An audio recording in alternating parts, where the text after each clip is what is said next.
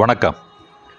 ஆக்ராவில் தனது மனைவி மும்தாஜ் அவர்களுக்காக மன்னர் ஷாஜகான் கட்டி எழுப்பிய தாஜ்மஹாலை நாம் அறிவோம். தாஜ்மஹாலை கட்டி எழுப்பிய ஷாஜகானின் மகன்தான் அவுரங்கசீப். இவர்தான் மிக நீண்ட காலம் ஆட்சி புரிந்த முகலாய பேரரசர். 49 ஆண்டுகள் தன் வாழ்வின் கடைசி நாள் வரை ஆட்சி செய்திருக்கிறார். இவரது மனைவி தில்ராஸ் பானு பேகம். இவர்களின் மகன் ஆசம் ஷாவால். இந்த ஆஷம் ஷாவால் தன் தாய் மறைந்த பொழுது தன் அன்பு அன்னைக்காக மகாராஷ்டிரா மாநிலம் அவுரங்காபாத்தில் கட்டி எழுப்பிய தக்கான தாஜ்மஹால் தான் பிபி கா மக்பரா. தன் அன்னைக்காக தன் மகன் எழுப்பிய மினி தாஜ்மஹாலை கண்டு மனம் மகிழ்ந்த போதிலும் தன் மகனை அழைத்து தன் விருப்பத்தை தெரிவித்தார் அவுரங்கசீப்.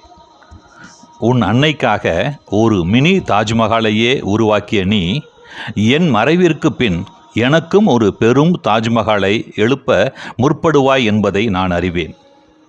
ஆனால் என் விருப்பம் அதுவல்ல.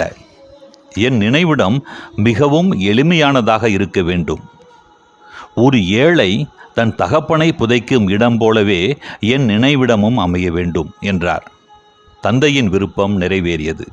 மகாராஷ்டிரா மாநிலம் அவுரங்காபாத்திற்கு அருகில் தௌலதாபாத்தில் இருந்து சில கிலோமீட்டர்கள் தொலைவில் இருக்கிறது குல்தாபாத். குல்தாபாத்தில் அமைந்துள்ள அவுரங்கசீப் நினைவிடத்தை காண கடந்த 23/6/2024 ஞாயிற்றுக்கிழமை காலை எங்கள் மகளின் அவுரங்காபாத் இல்லத்திலிருந்து நான், என் வாழ்க்கை இணையர் பிரேமா, எங்கள் அன்பு மகள் திருமதி சுவாதி அஸ்வின்குமார் மூவரும் மகிழ்வுந்தில் புறப்பட்டோம். குல்தாபாத் அகலம் குறுகிய சாலையில் பயணித்தோம்.